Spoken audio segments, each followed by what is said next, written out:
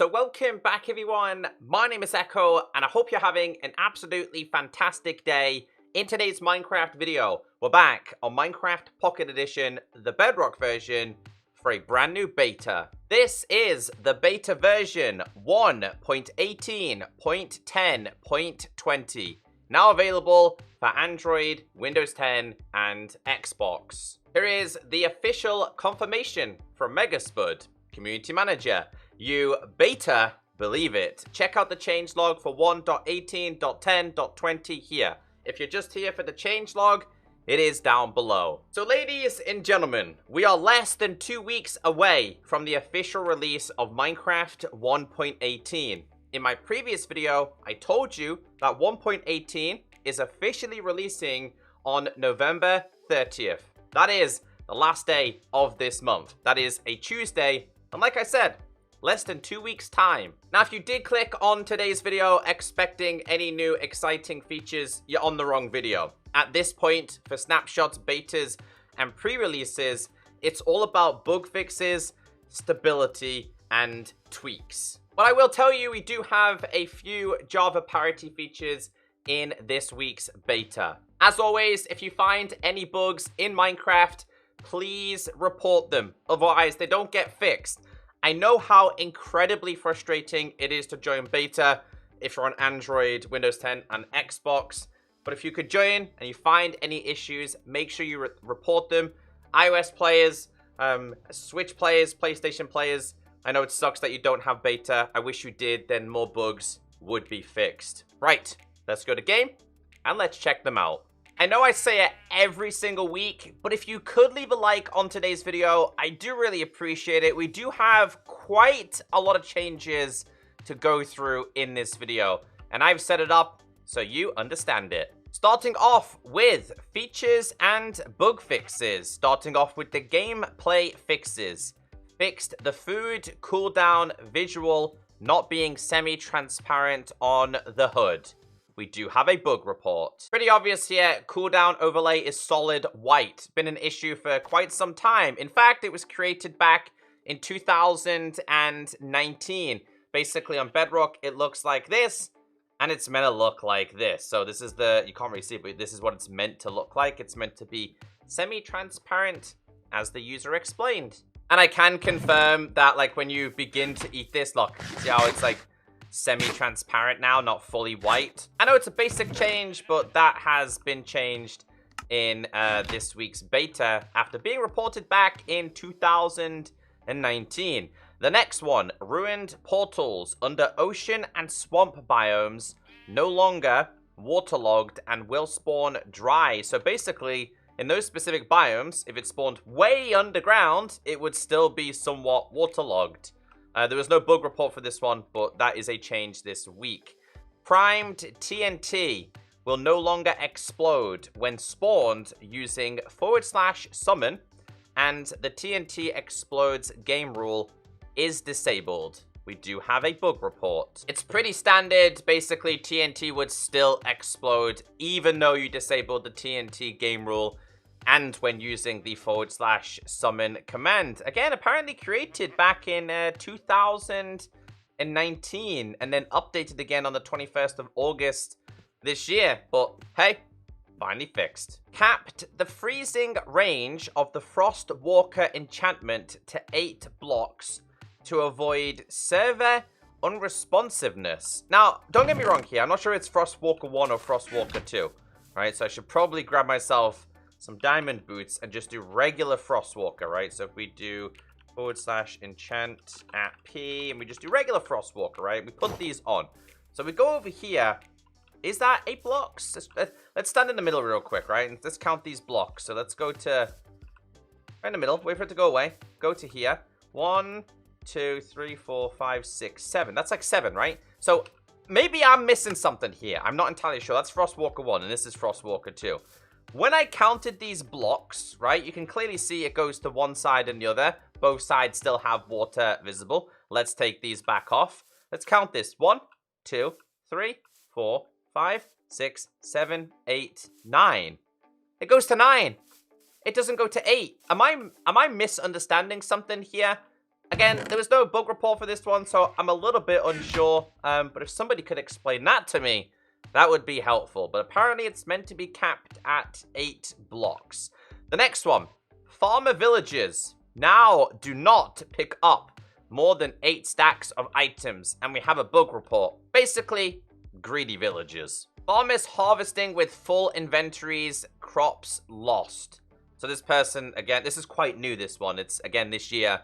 Basically, they're greedy. They will still take the crops when they shouldn't, and they're technically classed as full. So, farmer villages in 1.18 finally fixed. Offset maps held in hand relative to the screen's aspect ratio.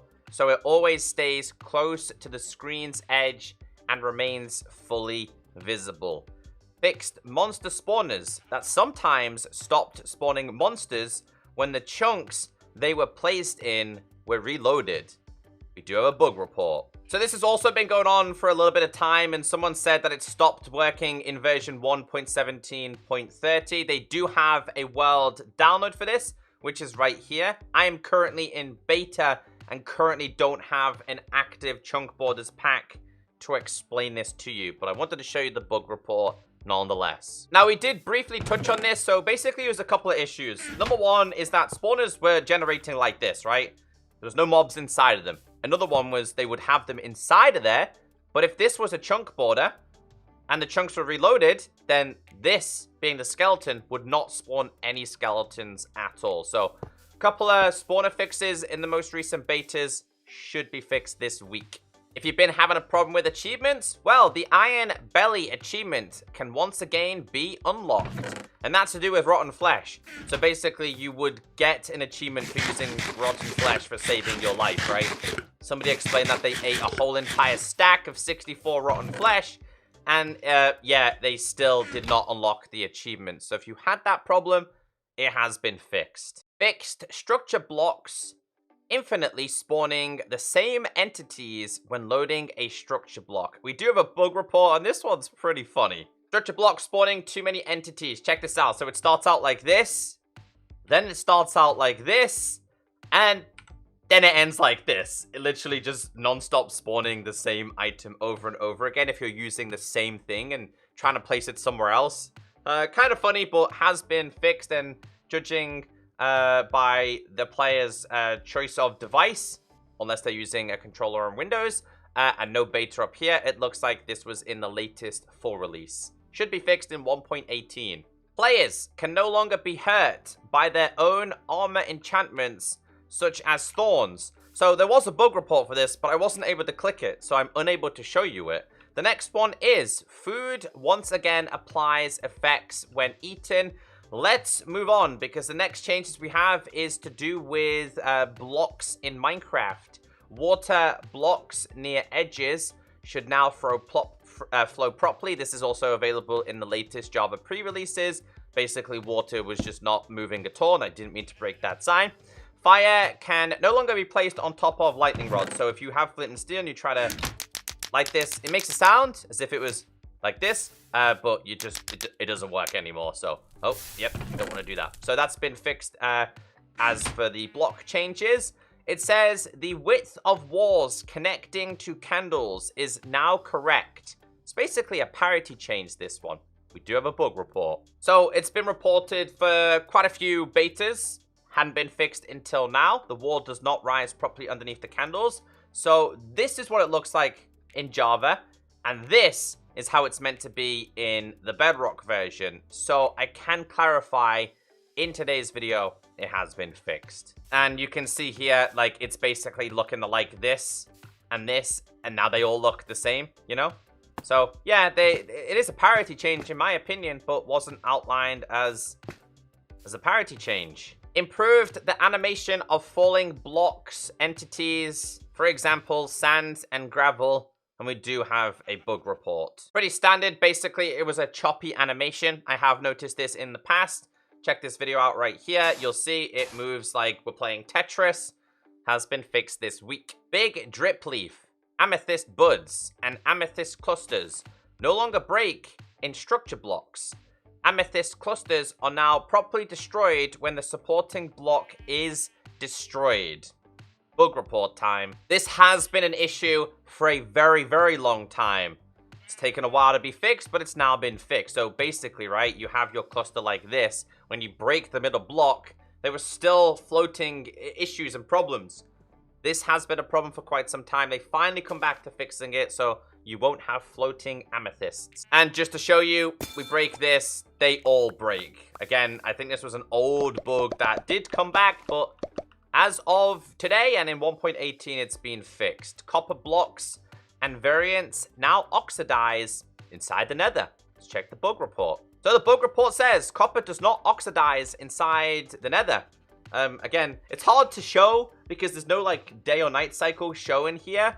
It's meant to oxidize. So this is the Bedrock version, I'm guessing. And this is the Java version where it does oxidize. Big drip leaf placement has been restricted to clay, grass, dirt, farmland, moss, rooted dirt, podzol, and mycelium. That was like the same with the small drip leaf, right? In a previous beta that we checked out. Pointed dripstone can now only be placed on a full face of blocks.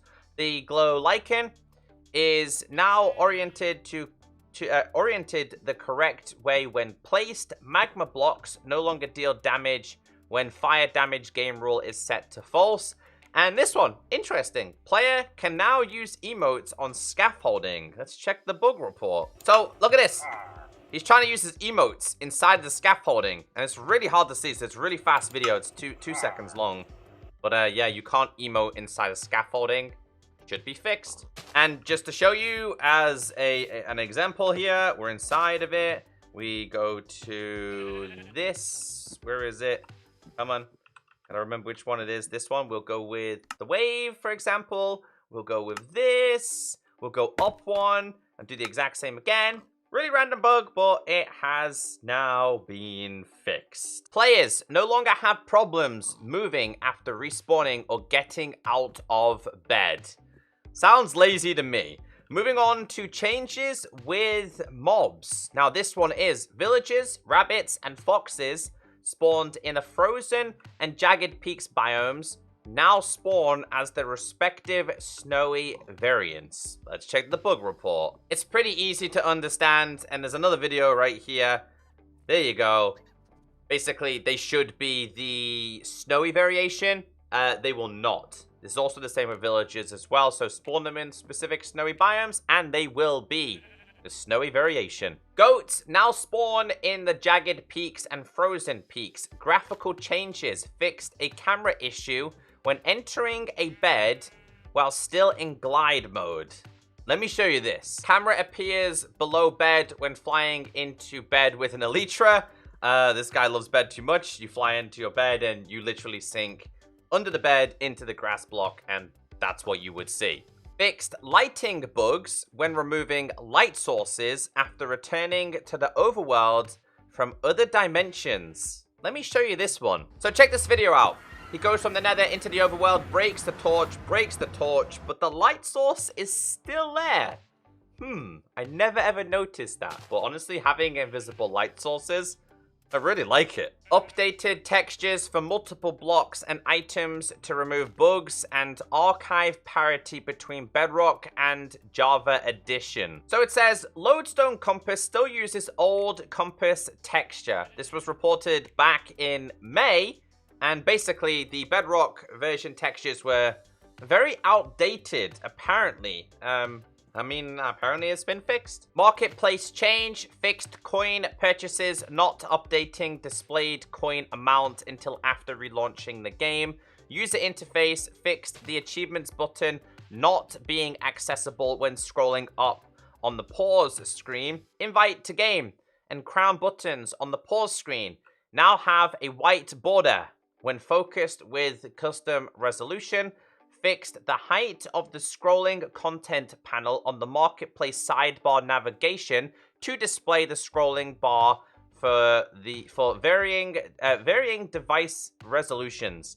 That was a mouthful to say. Fixed redundant underscore beside the player's username is seen after adding them to friends. World generation changes fixed mesa and frozen ocean biomes having inconsistent generation of realms. The old bedrock layer between y equals 0 and y4 in old chunks is now replaced with deep slate when upgrading old worlds. Copper ore can now generate in deep slate variant in dripstone caves. Getting into the vanilla parity, adjusted the other side music disc to give off a redstone signal of 14 to match Java Edition.